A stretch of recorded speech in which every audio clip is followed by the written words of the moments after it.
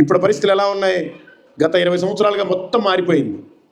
Cell phone అనేది వచ్చి అసలు దేవుడికి మనల్ని పూర్తిగా దూరం చేసేసింది. అదే అందరూ అనుకుంటున్నారు నేను దాన్ని మంచి కోసమే వాడుతున్నానని. మనకి తెలియకుండానే పాపంలోకి వెళ్ళిపోతున్నాం, ట్రాప్లోకి వెళ్ళిపోతున్నాం, దేవునికి దూరం అయిపోతున్నాం. ఆయన ఒక రోజున రాబోతున్నాడు మధ్యాకాశంలోకి, ఒక బూరను ఊతాడు. ఆ బూరని ఊదిన వెంటనే రెప్పపాటులో మనమంతా ఎగిరి మధ్యాకాశంలోకి వెళ్ళాలి. ఎగిరేంత పరిశుద్ధత నీలో ఉండాలి. ఒకవేళ నువ్వు మధ్యాకాశంలో ఆయన కనుక ఎదుర్కోలేకపోతే నువ్వు విడవబడతావు. విడవబడితే భయంకరమైన శ్రమలు, 3.5 సంవత్సరాలు శ్రమలు, 3.5 సంవత్సరాలు మహాశ్రమలు. వాక్యం సెలవిస్తుంది, 2 భార్యాభర్తలు ఉంటే ఒకరే వెళ్ళిపోతారంట, 2 అక్క చెల్లెలు ఉంటే ఒకరే వెళ్ళిపోతారంట. మరి మిగిలిపోతే నీ పరిస్థితి ఏమిటి? ఇప్పటికే క్రైస్తవులకి వాల్యూ లేదు. 13 రాష్ట్రాల్లో సువార్తకర పత్రిక ఇస్తే 7 సంవత్సరాల జైలు శిక్ష, 10 లక్షల జరిమానా. నీకు ఇంకా మంచి అవకాశం ఉంది ఇక్కడ. ఆ చీకటి దినాలు రాకముందే మనం ఆయన రాజ్యాన్ని ఇక్కడ స్థాపించాలి, ఆయన గురించి ప్రకటన చేయాలి. ఒకవేళ నువ్వు కనుక ఎత్తబడితే 7 సంవత్సరాలు మధ్యాకాశంలో విందు. అప్పుడు యేసు ప్రభు వారి భూమి మీదకి వస్తారు. అప్పుడు మనకి సీఎం జగన్మోహన్ రెడ్డో, రేవంత్ రెడ్డో, చంద్రబాబు నాయుడు కాదు. యేసుక్రీస్తే మన సీఎం, యేసుక్రీస్తే మన పిఎం.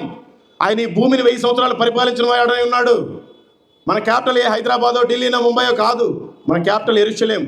ఇది సత్యం. మరి మీరు నమ్ముతారో లేదో, నేను సొంతంగా చెప్పట్లా, వాక్యం చెప్తున్నాను. ప్రకటన గ్రంథాన్ని చదవండి, మీకు బాగా అర్థమవుతుంది. 1000 సంవత్సరాలు ఆయనే రాజు, ఆయనే మంత్రి, ఆయనే మన పెద్ద. ఈ 1000 సంవత్సరాల్లో ఎటువంటి వ్యభిచారాలు, దొంగతనాలు, మందులు, మానభంగాలు ఏమి ఉండవు. ఎతవల్లారా ఇలా పరిపాలించాలని ఆయన పరిపాలించి చూపిస్తాడు 1000 సంవత్సరాలు. ఆ తర్వాత ఈ భూమిని అంతా చాప చుట్టినట్టుగా చుట్టి అగ్నిగంధకాలతో వేసి అప్పుడు పరలోకాన్ని తీసుకెళ్తాడు.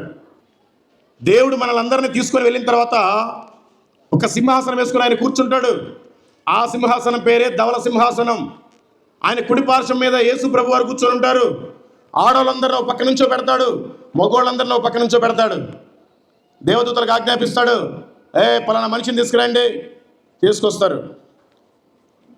ఏమయ్యా, నువ్వు పాపంలో ఉన్నావని నా కుమారుని నీ కోసం భూమి మీదకి పంపించాను.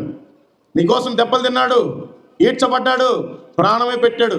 మరి నువ్వు నా కోసం ఏం చేశావు? ఏమీ చేయలేదు ప్రభా. తీసుకెళ్ళిపోండ్రా. ఇంకొక ఆమెను పిలుస్తాడు, అదే సమాధానం. నువ్వు నరకానికి వెళ్ళడానికో పాతాళంలో కాలిపోవడానికో కాదు ప్రభు నీ కోసం వచ్చి ప్రాణం పెట్టింది.